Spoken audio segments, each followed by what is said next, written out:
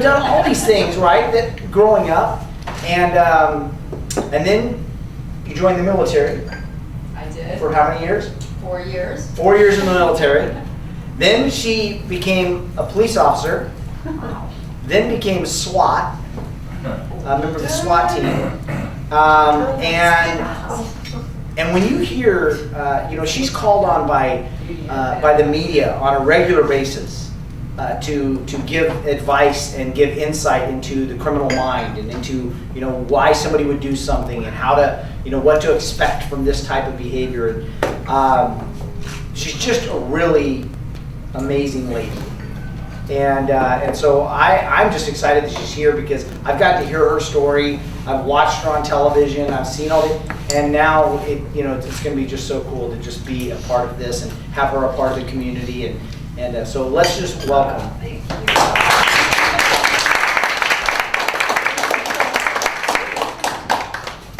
So I've been in Chicago. I've been in LA for 2.5 months, and during that time, a lot of crazy and fun and exciting things have been happening. I have not been in the beauty pageants, no S, one. I grew up on the south side of Chicago, welfare kid, 7 children in my family, and a father who beat us regularly. 3 of my sisters were teenage mothers, and 5 of my siblings were high school dropouts. My mother entered me in the Miss Illinois USA pageant without telling me, with hopes of me getting a scholarship because I was the kid who was the academic. So she hoped that I'd win. I competed. I wasn't even in the league of those other women. I was working as a waitress after high school. I didn't know how to walk a runway, didn't know how to interview in front of a panel of professionals. Nothing. I just showed up. I used the act as if principle, of let me just pretend as if I belong and just follow the other girls and nobody will know that I was on welfare until I was 18. It just was cut off. So I didn't win. I placed 25th out of 205 girls. And I felt that I really needed to go to school. I felt that was, to me, the formula for success was education. Yeah, if you're educating about sex, no, not the case. So, unless you're Ivanka Trump, then. So, needless to say, I joined the military. I researched all 4 branches of the military. I joined the Air Force because I still was a kid that didn't like to get dirty, so I was a girly girl. And I found out, well, the Marines, the Army, you're kind of in the front lines, and it's a little bit dirty. I would get seasick, so now I came to the Navy thing. And I was told in the Air Force that the facilities are greater than all the 4 branches. Anybody in the military here? Yes. So they had the best food and the best facilities, and that was the reason I joined. Because I'm going to get a GI Bill and I'm going to get the Veterans Grant, so I went ahead and joined the military to the shock of my entire family. Unbelievably, I scored the highest in the mechanical field. Why? Because my father took me out when I was studying for the exam to show me the inner workings of a car engine. And I was just such a diligent kid with note-taking that my mechanical skills went through the roof, and I didn't like it. It was a dirty job. Needless to say, my recruiter, which they lie all the time, said to me, "You're going to get promoted very quickly if you go into the mechanical field." So I'm like, okay, yeah, that's great, more money. So I knew 4 years I wasn't going to be a lifer, it was just to get an education. So they told me that I would get a position as an airframe body mechanic. I'm like, okay, that's cool. We'll do that. Needless to say, after I graduated from the academy and everybody was getting their assignments doled out, they hand me a piece of paper and it says logistics. Does anybody know what that is? Yeah, I wasn't sure what that was, and I'm like, I don't understand. And he said, you're going to be a driver. And I'm like, driver? What do you mean a driver? The Air Force has drivers? I became a heavy equipment operator, so I drove tractor trailers, buses, wreckers, tow trucks, snowplows, forklifts, certified in all of that. So logistics, squadron, motor pool, transportation. I also did dignitary support. At the time when I served, 89 and 93, George Bush would often come to our base, and I was in VIP runs with Secret Service and Dick Cheney and that sort of thing. So by the time that 4 years had finished, I became Airman of the Year. I was just one of those people who was an academic, and when I did a job, I did it the best that I could. Simultaneously, I married a man who was from Chicago. Later, it turned out that he was abusive. And if you know anything in life about attracting somebody who's similar to your father, ultimately that's what I did. So I knew I wanted to leave him, but I had threats from him that if I left him, he'd kill me, kill the next man in my life, or kill my family, or kill himself. All this terrible stuff. It wasn't compelling for me to leave with that. So when I did leave the military and I went back to Chicago, I started working private security so that I can go to school, midnight shift, private security, so that I can go to school. The whole time I'm thinking, how can I leave him and how can I be safe? I didn't want my family to know about it because they saw the strong girl who was in the military, who was doing well and succeeding. And I was so ashamed by it all. And it's not the advice I would give anybody, you know, to stay in a relationship like that. There are so many different advocacy groups that can help people like that. So that was a decision I made, is to stay on and to try to keep things as even keel as possible. And then I decided I was going to become a police officer.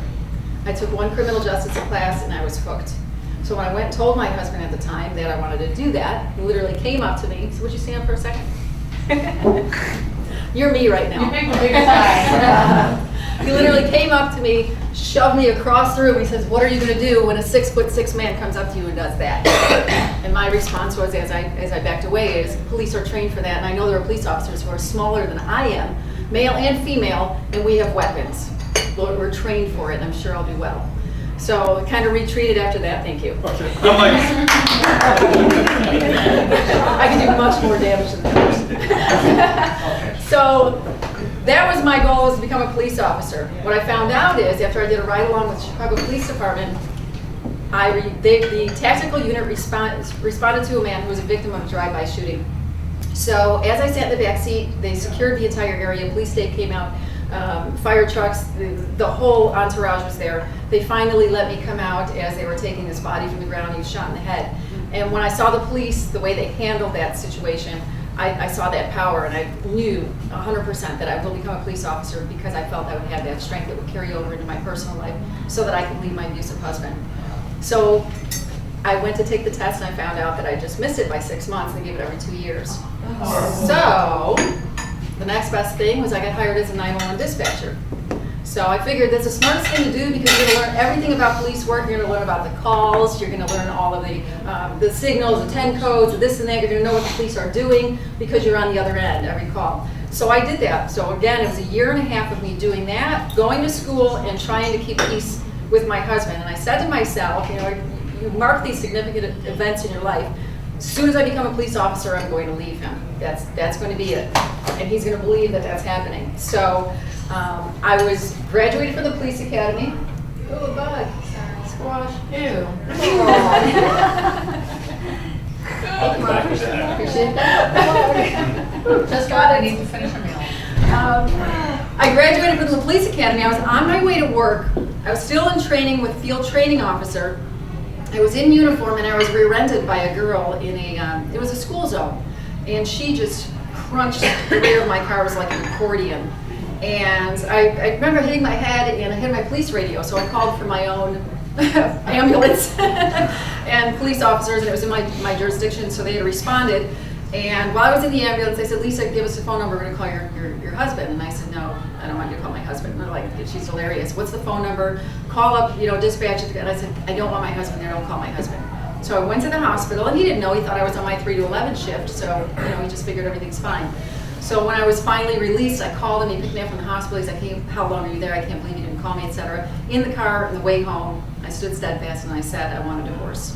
He thought that I was on narcotics, and, she doesn't know what she's talking about, etc. I slept on the sofa. My parents came to support me the next day, and another sibling, and I told them I had filed for divorce, and at that point it became safe for me.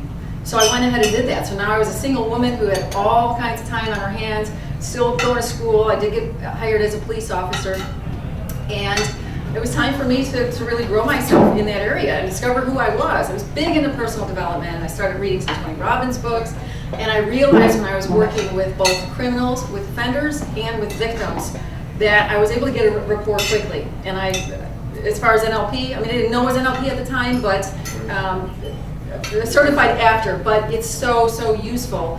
The ability to read somebody's energy, to see their life when you look into their eyes, and as a criminal, how did they get there? There's a whole entire story that brings them to that moment where they decide to do an armed robbery at a gas station, or even a domestic situation. There's always a story there.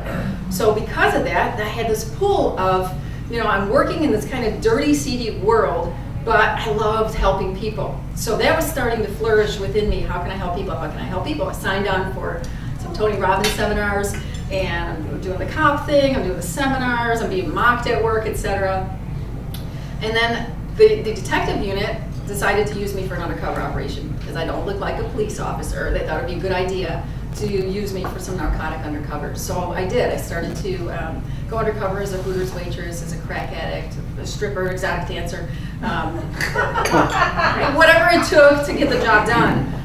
It got to a point where we had an internet unit that started a sex predator unit based on men who were going after 12-year-olds, 13-year-olds in chat rooms.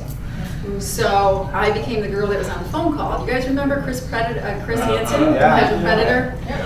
There's a fine line between entrapment, okay, Yes. where you're not, you're the 18-year-old pretending, I'm the police officer, I'm pretending.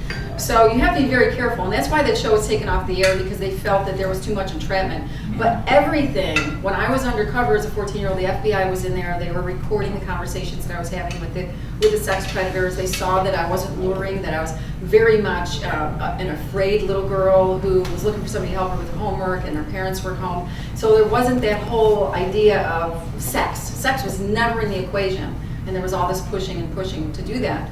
So I would meet these guys at hotel rooms, in movie theaters, and we would set up the stings and FBI would come out. Just a quick story on that. Remember the movie Miss Congeniality? Oh, yeah. So that's while I was a police officer, the sex predator actually said, I'm going to meet you at the movies, and booked Miss Congeniality. And I thought, the irony of that, we all know, Sandra Bullock's FBI in the beauty pageant, and here he's meeting an undercover police officer in the movie where he's about to be busted. So, I mean, life is stranger than fiction. So, needless to say, I started to be recognized by my superiors. I was on midnights for 4.5 years. I was able to get my bachelor's degree, and it was paid for by my veterans grant. And then the police department ended up paying for my master's degree, which was awesome because I just felt that academia was the way to go in order to, again, to have success by society standards. Do I believe that now? No. But at the time, it's just progression, moving forward and moving forward. So SWAT.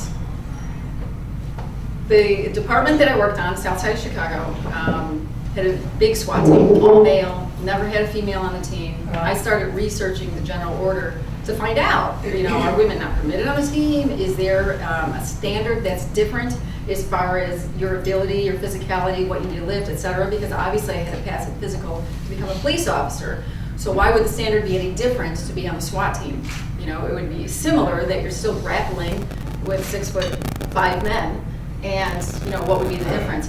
So I asked one of the commanders, and he said, no, you're interested? And I said, well, actually, yes.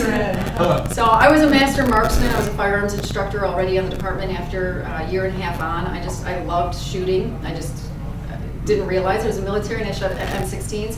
And then when I got a hold of the handgun, I thought this was cool, this was power, it was control, and I was able to master that. So I went for it, and there was a lot of discrimination, a lot of ostracizing from women and men on the department. Women who thought, who does she think she is, trying to hang with the men even more, as if that was my goal, to be with the guys, because that's the small-minded world in that field. And then the men were very fearful that if we get a woman on the team, we're not going to be able to tell dirty jokes. If we say something, off color or wrong, sexual harassment, discrimination, it's going to change the entire dynamic of this elite boys club. I didn't care.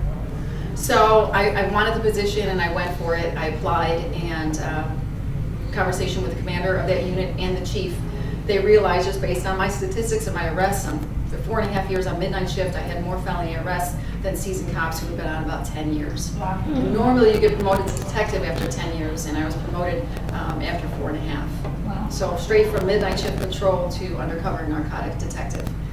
So as you can see, as I said, that's all I had. I wasn't in a relationship, and all my efforts were put into how can I be the best police officer possible, and then what's next? What's the next challenge? What's the next challenge?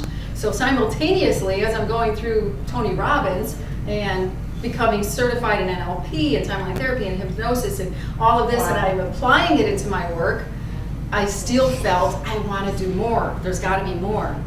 So I got to a place where I'm on the list to be promoted to sergeant, which meant no more undercover. I was just finishing up my 3-year undercover narcotics. I was officer of the year of 2002, and now I'm ready to be sergeant. And I really had a kind of a heart-to-heart with myself. Every year I'd write a list of my goals and dreams. What do I want to do and what's next? And I remember distinctly, I said, I want to leave law enforcement, but I don't know what vehicle. I still didn't understand, like the life coaching, I didn't understand how I was going to make an income doing something like that. How do I leave? So I left the how away and didn't care about the how. So I set a goal by the end of the year that I would leave law enforcement, and I don't know how. I didn't want to be sergeant, even though I was on the list, and that would have happened within 6 months. And I kind of left it to the gods. So off to an Anthony Robbins seminar I go at the end of January, and that was to me the impetus of writing my book. This is my memoir, Undercover Angel, From Beauty Queen to SWAT Team, A True Story. I didn't come up with the subtitle, my editor did. I thought Undercover Angel's fine. He's like, that doesn't tell a story, so he did that. Best decision ever, listen to your editors. Because of that, when I left law enforcement, that subtitle was the thing that got me all over the news and into the media. Nobody cared about Undercover Angel. They cared about the story of the link between how did that happen, Beauty Queen to SWAT Team. Mm-hmm. So, ironically, Norma, who's done a book tour before? Who's read a book and has gone on a book tour? Okay, so a normal book tour, when you release your book and it comes out, it's about a 3-month sweet spot for your book. 3 months, it's out there, the buzz, everybody's excited, boom, boom, boom, and then it starts to decline, and the bookstores don't hold it anymore, and they get rid of it, it's not pushing, because you have to do so much media to get it going. 2007, Undercover came out, I'm still on book tour for it. And I'm going to tell you some secrets about how that happened. So everybody know who Robert Kiyosaki is? Yes. Has anybody heard the story about him being self-published and what happened with that, him and Sharon Lecter? Okay, so he decides he's going to write Rich Dad, Poor Dad. And he's got a load of books in his garage, and they're self-published because he wasn't famous. Same as Lisa Lockwood. I went to New York City to try to get published, and they said, you're not famous, who cares about your memoir? Nobody cares, they don't know you. So I said, I don't care, I'm going to get it out there because I knew that was going to be like my next step. Like, if I can share the story, I can create a viable business out of helping people triumph over whatever adversity they had in their life. I've had a few things, and I managed to get through it.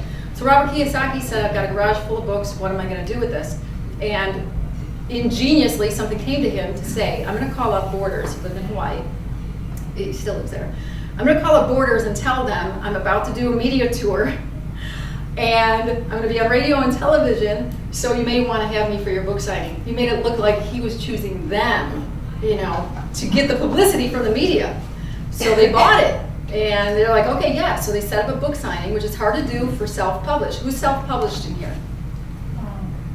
Okay, so self-published authors, it's not easy to get in bookstores. And to do a signing, it's the same thing that New York City says. Who are you? Who cares? So because of that, he went to the media and says, I'm going to be doing a book signing at Barnes or Borders. I don't remember what it was. And they said, oh, cool. What's the date?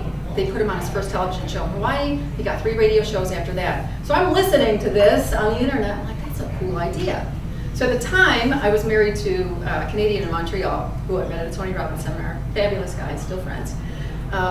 He said, I'm going to Las Vegas for business. And I'm like, oh, I want to do a book tour there. And my book's out, let's do a tour. He's like, how are you going to do that? I'm like, well, first I listen to Robert Kiyosaki. He said, do this. I go through the database in Las Vegas, where are the bookstores, etc.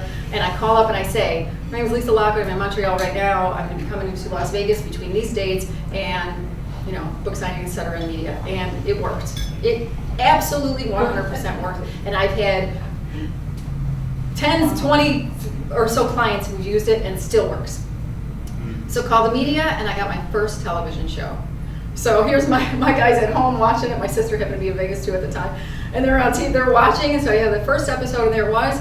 And what happens is media begets media. You're the expert. Once you've been on television or on radio, and they know that you've got that reputation, you're going to get more and more and more and more. So I hired an assistant because things started to get a little busy after that.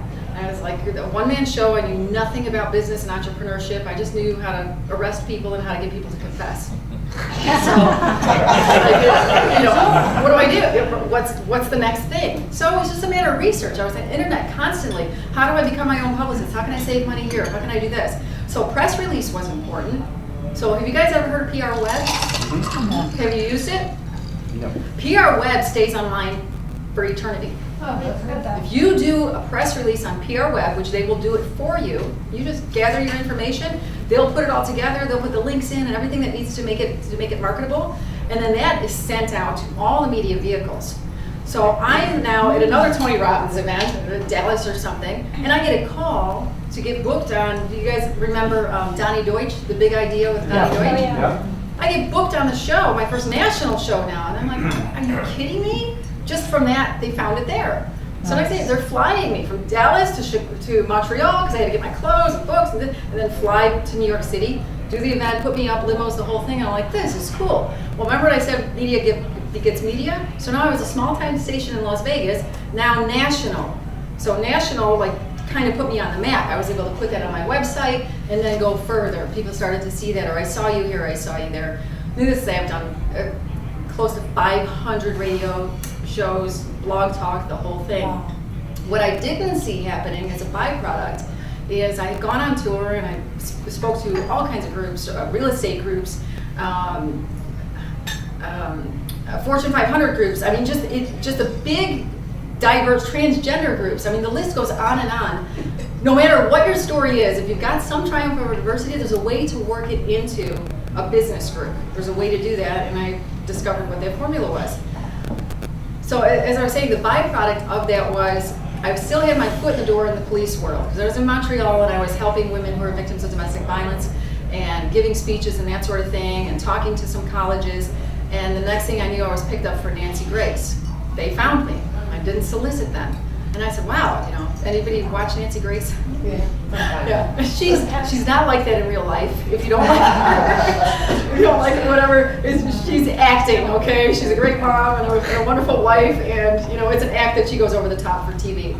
And it was to comment on the Tiger Woods case. Remember when Tiger Woods and Elin chased him with the golf club, and it was the car accident? Right. So my input was, how, you know, why, he was in an accident, could he get a DUI if he was on drugs and this and that, and did she batter him and why was she not arrested, and it went on and on. So that was my first Nancy Grace. So with that, Nancy Grace decided to have me on regularly. So I was on every week commenting on anything that was topical in the news. Wow. When Whitney Houston died in the bathtub and that sort of thing. So because of that, that kind of went over into Jane Velez Mitchell, which is on the same channel, HLN. So the last 2 years I've been on Jane Velez Mitchell every week. I was just on last week, and I just told Bob tonight, yesterday her show got canceled. Wow. After 6 years on the air, it was canceled because CNN's going through budget cuts and a change of hands and all this crazy stuff. But it was a fun tour, and she's resilient, and I know she's going to do something great after. And my next contribution will be on Dr. Drew. So that'll be my first that's coming up. So one of the things that I teach, He's sorry? he's a great guy. Dr. Who said that? I did. Yeah, He's he a is. great guy. He is. So, and he talks about topical things as well that I can contribute to. So because of that path and building that platform where I started as a life coach like Annette, because of all the training I had with Tony Robbins and traveling the world and Master University and leadership team, and then I wanted more, and I went over to Peak Potentials and T. Harv Eker, and then I wanted more. People become personal growth junkies. It's like, what else can I do? Because the more that I get, obviously the more that I can give to my clients. And I want to be on the top of my game all the time because I'm just wired that way. The more I learn, the more that I can give. You know, it's like a doctor. You need to keep up with your skills all the time. No, not at all. No new technology, nothing. So I decided I needed to niche. I needed to niche it a little bit more. Over the years, I realized that life coach. So what do you do? Oh, I can coach on weight loss. I can coach on getting over fear. I can coach on this. And it's just like, you know, to me that was like all ego. And I'm thinking of what really resonates with my client. What's the need of my client and what's really happening right now? And of course, we went through the whole shift in our economy. And I realized that I had reinvented in my careers and had successes in my careers along the way. So I certainly could teach people that it's okay to reinvent, even though you start on a particular path in your life. You're not meant to do that path your entire life. Some people are gifted and they become great athletes or singers or actors or, you know, celebs in some capacity. They find it and they know, and they're prodigies. And then there are the rest of us who are like, let me dabble here, let me try this, and let me try that, let me get this degree, let me try. So what I do is I help people discover what their passion is through a series of NLP and the training that I do to get them reattached to it. And then, even when they think, Lisa, there's no way I can make money doing that. There's no way.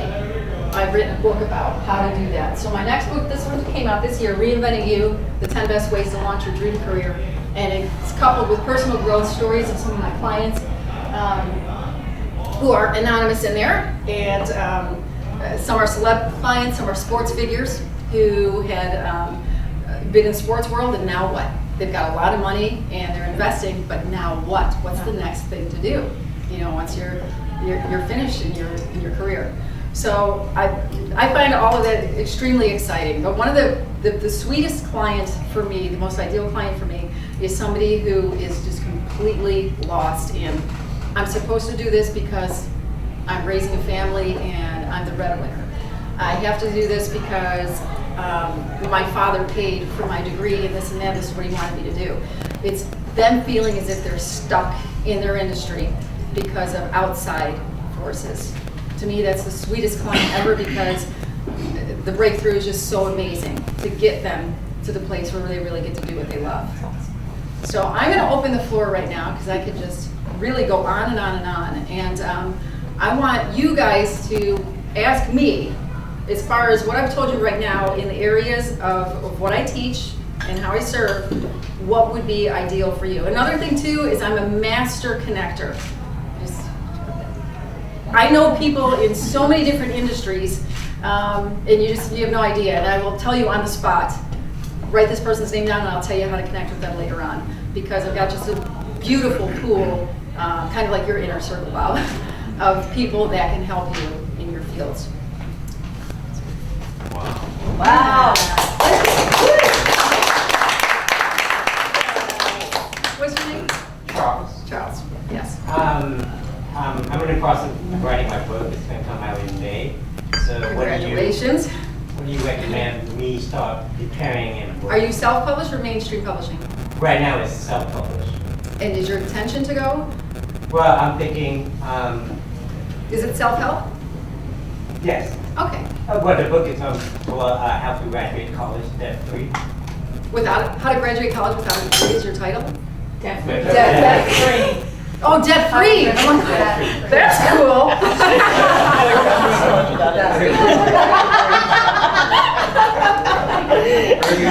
There you go. A lot of kids have that figured Your out. target audience for buying this book are parents and students? Yes. Okay. So, Well, it's going to be a 3-series book. The first one I'm going to focus on parents. okay. And the second book I'm going to focus on college students. And the third book I'm going to focus on college graduates. Okay, so everything with your book, everything has to do with marketing. And I tell anybody who's a brand new book, 6 months before your book even hits the news, before you have it in your hand, while it's at the editor, is when you're marketing, when you're talking about it, when you've created a fan page surrounding it and creating buzz, when you start flushing out the resources, you start giving your book and manuscript to other people so that they can start giving you testimonials and start building up those testimonials immediately. Let them give you feedback. What was great? Do you like the title? That's so important. A title and what the book looks like, judge a book by its cover, but we do, you know, and what's on that summary is it. And then we all know that people don't read the entire book. They'll read the first 3 chapters and then it goes away. But what is it? It's a shiny new thing. So you have to make that cover just sexy and saleable. And 6 months prior to, and I have a whole entire program of how to prep for that and also how to get free media. Love it. Yeah. Anybody else? Yes.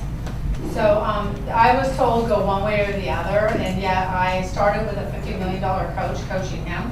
But when my son passed away, I decided to do the LinkedIn for college students. Okay. So I'm now segueing that way, but I really want to work in the corporate because there's been question about money being available at the colleges. Uh-huh. So how do you kind of like play both fields? How do you step into the corporate world too, to speak? Okay, so I'm best friends with the king of LinkedIn in Chicago. Oh, okay. Yes, his name is J.D. Gershbein. I'm friends with JD. Okay. Okay. JD actually did my profile on LinkedIn. Okay. So he started with that. He became an expert in the guru. He's on local media all the time because they're constantly talking about the economy. So you need to get your face out there as the queen of LinkedIn or whatever you want to decide to brand yourself, Right. so that you're out there in the media so that you can get that going. You create that buzz, and then colleges are going to want you, and your credibility and your expertise is going to be there in the business world as well. So that's the link that you're missing. The link is they need to find you. They need to know who you are. Okay, you're welcome. Yes. I've been circulating around on social media with me being an anti-bullying advocate about my book coming up and whatnot, my children's story book. Yes. And right now I'm debating my motivational book that I did myself. I was through a publisher, a small publisher, a couple years ago. With this new children's story book, I can't decide whether or not I want to self-publish, or if I do, I know I can get it out pretty quickly. Okay. Do you have a personal bullying story? I do. Okay, Yes. perfect. Yeah. And in fact, in my other book, that's my first chapter is all about my experiences. Okay. But on the children's story book, where my character is bullied, I see myself, going out to schools and reading the character, doing a lot of crazy neat things. But I can't decide right now though is there a huge benefit for me to go with a publisher? No. People have said. No, there's not. No. There's not. The publishing world has changed so drastically over the years. Everybody has the ability now to get high quality books that look as if they're published from New York City, from the best of the best. And print them for $5 at Great Space. And not only that, that's great information. The marketing does nothing for your book. Mainstream publishing, they do nothing for you. This is what happens when you go to mainstream. They want to know your ability to sell your book. That's right. How many people do you have in your database? How many speaking engagements do you have set up from that? How many do you plan on giving away for free? And boom, And boom. then charge $50,000. And then 50 grand, everything else. When you do it yourself, it's extremely economical, but you just have to know the formula of setting that up. Who gets the free books? Who do you send them to? Because you're going to send close to 500 books out. But when you're buying them yourself, it's pennies what you're paying for bulk orders. I pay $1.52 for my books. $1.52, I get the profit. So, right? And then you have a way of helping people, your connections of helping people like me who really want to get that message out. Absolutely, to develop and build your entire platform so that you become the guru in the anti-bullying campaign. I actually have another client who's on that campaign as well, who's a female. And we're getting things underway with her. Thank you. You're welcome. Yes. I have two questions. Yes. One is, what was your moment when you changed your identity? Who you are now, the person that you were. I know it's a journey, Sure. but usually I think everybody has that moment when, Yeah. not only beyond excitement, but when you go, I've had a lot of those moments over the years. We're always changing and shifting and reinventing our identity as we go, as we learn and experience. But as a child, I was a classic introvert. I was with 7 children and my sister's new babies and grandma living at the house and aged Aunt Lucy was there and the dog and we were in a HUD home. I was a kid in the closet with a lamp, reading, and I didn't want to partake in all of that. I'm a classic introvert. To this day, I'm an introvert. My core is an introvert, and I learned to be an extrovert for my profession. But I get my energy from myself. When I'm at home alone, I'm with my dog, I'm creative and I flourish and I can go. When I'm in front of a group and I expel and I give it and I'm done. Okay? So there are people who are extroverts that just like, I want more, talk to me, and they go, and I have friends like that too. So sometimes it's learned. My influence was my best friend. My best friend came from an affluent family and she was very, very intelligent, so she became kind of my mentor without knowing it, and she was effusive and she was an extrovert, and I secretly longed to be like that. So the 5 people you surround yourself with, she was that catalyst early on. And then later on, it was the who's next and who's next. and then my follow-up question is that we appreciate you putting out there to help us, but you're new in our town, what can we do to help Oh, you thank now that you. you're here? Thank you. And I'm an LA. Okay, good. So I've started to go to a couple of networking groups. One is a women's one, and another one that's for high-level entrepreneurs that I just got connected to. So there's an opportunity for me to make introductions for you guys to get connected there as well. But I think it's the more people I know and the more people that I meet, we can find out along the way how we can serve each other. I love to speak. I love to give presentations. I do workshops. I've got a whole entire workshop based on reinventing and monetize your passion and that sort of thing. So any opportunity that I have to get in front of a group would be fabulous. Yeah. Yes. Oh, you do? Okay. Yeah. And can I share my one win? Yeah. My recent win? So Undercover Angel over the years has been optioned as a movie. I've had writers attached to it, things have fallen through, and just a lot of crazy zany stuff. Typical for Hollywood is what I'm learning. So when I got here, I had somebody actually seek me out, which was refreshing, to say, Lisa, we found your story, and we want to work with you. You guys ever see True Detective with Matthew McConaughey? Oh, yeah. So that's been a hit. So people can't get enough of police. I mean, there's Chicago PD, Chicago Fire. So needless to say, they picked me up for 6 months, and they're interviewing writers and turning it into a television series.